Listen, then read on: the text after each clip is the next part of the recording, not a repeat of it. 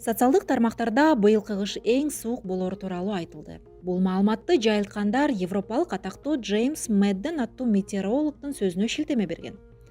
Кыргызстанда октябрь айында алгачкы кар жаап суук түшкөндөн улам быйыл эң суук кыш болоору тууралуу маалымат күмөн жаратпай, социалдык тармактардын колдонуучуларын кооптондурду.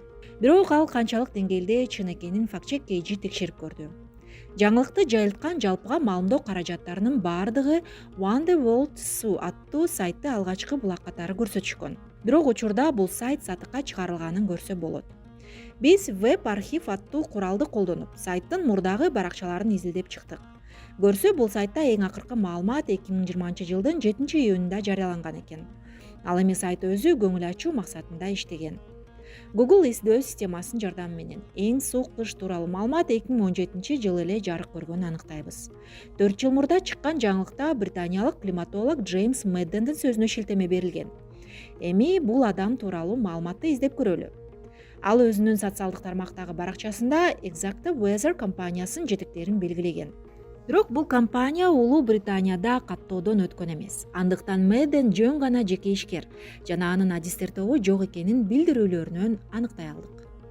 Ал эми интернетте Джеймс Медденди шылуундукка айыптаган бир нече маалыматты көрө алабыз. Ал алгач 2010-жылы эң суук кыш болоорун алдын ала айтып, таанымал болгон.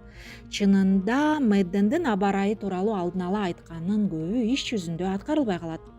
Мисалы 2014-жылы эң суук кыш болоорун айтса, ал жыл кадимкидей эле өткөн.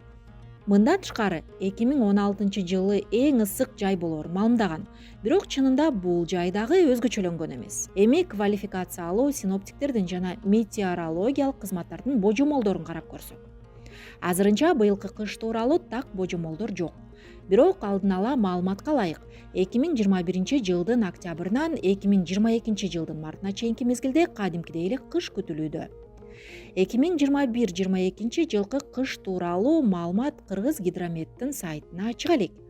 Бирок Кыргызстандагы эл аралык метеосервистердин айтымында быйылкы кыш өзгөчө болбойт. Жыйынтык жалган эң суук кыш болоору тууралуу 2017-жылдан бери эле убадаланып келе жатат. Факт-чек KGге катталыңыз жана алданбаңыз.